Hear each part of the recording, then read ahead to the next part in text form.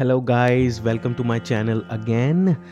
Today I am thinking of starting a new series on social topics which would cover some basic aspects of yoga but the important ones. So my name is Divij and I make content on yoga and the analogy between what's good and what's not. So let's start. Practitioners, those who not only perform difficult and different asanas but also follow these spiritual practices like meditation and pranayam, would require some specific type of clothing which eases the process and help practitioners to attain the benefits fully. There are many aspects which directly and indirectly impact on our yogic practices, depending on the color of the cloth, depending on the material of the cloth, the environment where we perform in, and many more, which I shall cover later in the video. Now you would think how clothes can make a big difference, but no. These things sound small but less bothered, but it makes a lot of difference on performance, on our body and our mind. So let's get deep into it and talk about some suitable clothing for women and men. As I have experienced, that thin the clothes, better are the results. Reason behind it is that if a practitioner wears less or thin clothes while performing asana, skin can easily absorb the sweat and easily get in touch with the air, which helps skin to extract the toxins of the body in the form of sweat and helps the body to rejuvenate again. And this is, we call it air bath, like you have already heard about the sun bath and the normal bath which we usually take on the daily basis. So let's talk about what type of clothing, that traditional clothing, is advised to the practitioners. So in India, yoga gurus and teachers ask their students to follow the traditional way of clothing.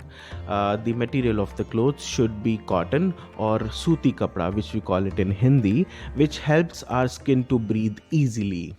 Let's say if we are practicing in a public place like yoga studios or parks where our body is exposed to many people, suitable upperwear for men is loose banyan or loose cotton t-shirt, whereas for women, loose kurti or cotton t-shirt is advised. However, for bottom wear, loose pajamas are advised to both men and women. Even if you are practicing at home or a private premise, do wear thin and loose clothes for better results. What would be the color of the clothes should be? So the color should be light in color, like beige or white, and the most preferred color is always white, I would say. And now let's talk about, should we wear socks or not? So the most advised and the preferred way is not to wear anything in your feet. Yogic practices needs to be performed barefoot, which also allows you to control the body temperature all the time. Wearing socks makes you feel warm, which doesn't help you to experience and feel the energy which you get it from the ground, even if you are on a rubber mat. Also, socks can be a bit slippery if you are doing it, if you're doing or practicing asana on wooden floor, so it could be a dangerous option, so not advisable for sure.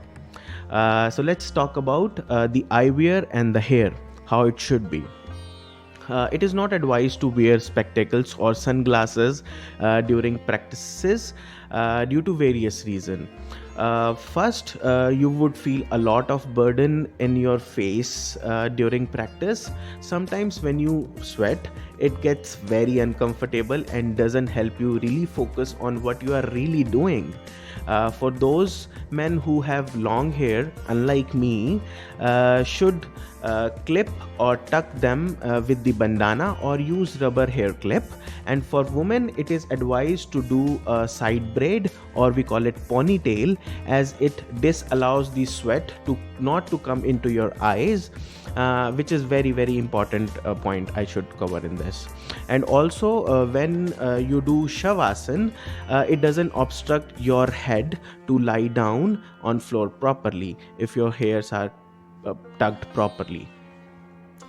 So these are the basic do's and don'ts. Hope you guys like this and share this video to your friends who you would like to share. So till then, namaste, bye bye.